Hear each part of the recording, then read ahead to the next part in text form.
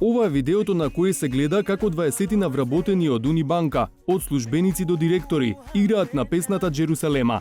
И кога беше објавено и сега, малкумина во земјава знаат дека станува збор за одговор на интернет предизвик, во случајов танцувачки.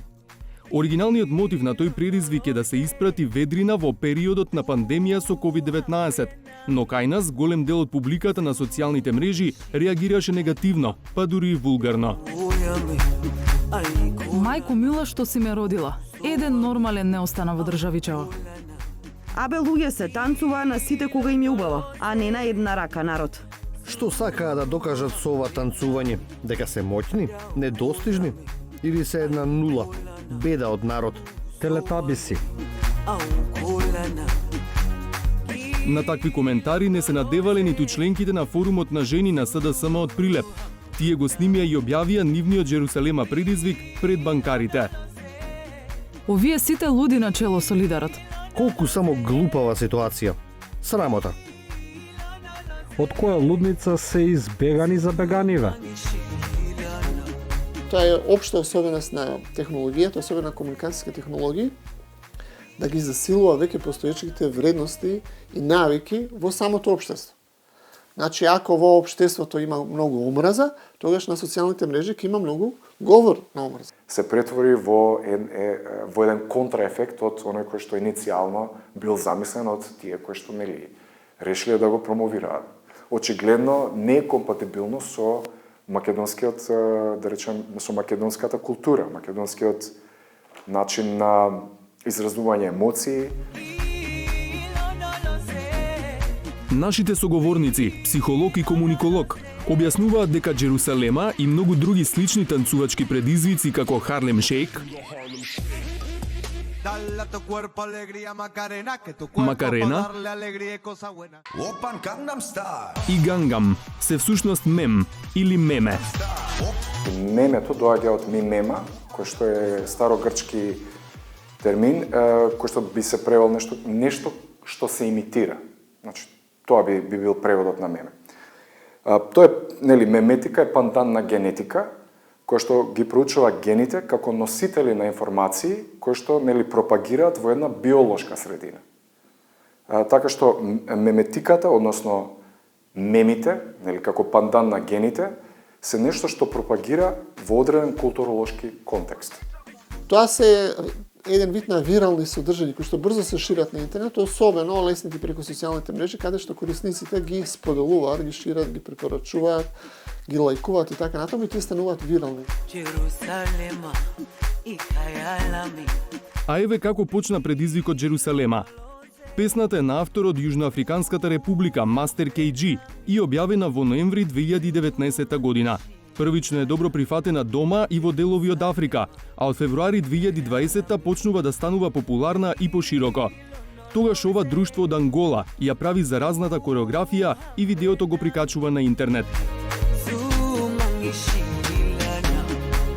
Тоа станува неверојатно популарно и се претвора во предизвик за кореографијата да ја изведат различни групи и организации од многу земји. Танцуваат ученици, доктори и медицински персонал, па дури и полицајци и војници. Меѓу најновите видеото на швајцарската полиција на кое танцуваат припадници на повеќе нејзини единици.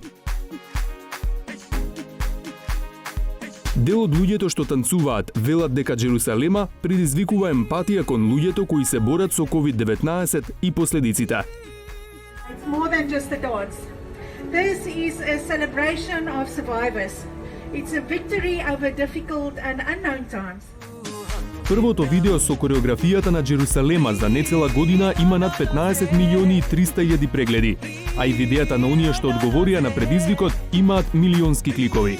Нивната тајна, мислам, или нивниот рецепт е неколку слоен. Прво, тие се, би рекле така, високо афективни, значи предизвикуваат некоја емотивна реакција. Значи, или се многу смешни, или се многу шокантни, или се многу пријатни, или привлекуваат будат некои детски инстинкти да танцуваме, да се ослободиме, да пееме и така натаму.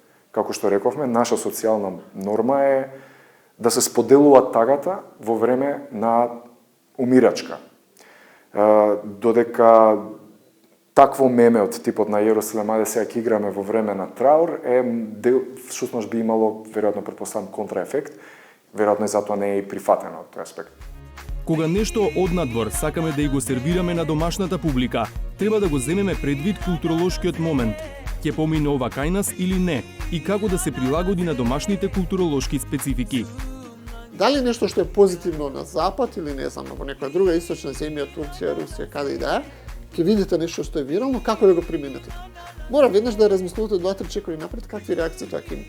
Делува несериозно, делува исмејувачки, делува инфантилно. Затоа што мислам дека луѓето кај нас си го поврзуваат како ти е дојдено до смеење во вакви моменти. Во некои култури тоа е компатибилно. Дали културолошките специфики може да се оценуваат како добри или лоши? Дали треба да се променат или да се негуваат? Тоа не значи дека ние сме целосно затворени или целосно ригидни. Например, самиот факт што носиме фармерки покажува дека не сме.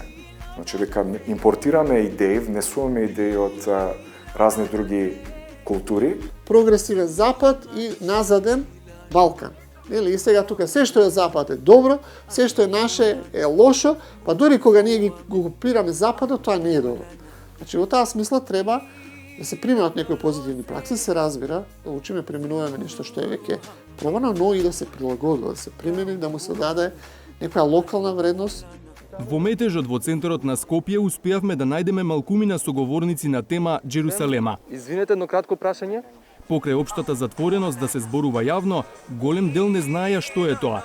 Некои се сетија кога ја слушнаа песната и погледнаа дел од видеата. Па како не знам оваа песна, ја знам. It's really catchy and people can spread a good idea about moving, about togetherness, about solidarity, helping each other in these difficult times. Па имаше критики на Facebook зошто го прават тоа, а зошто да не го прават.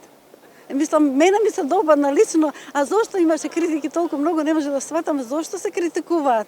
Нешто убаво ни се случи, ние само за критики сме родени, нели? Секоја работа најдува на такви негативни коментари, не само ова.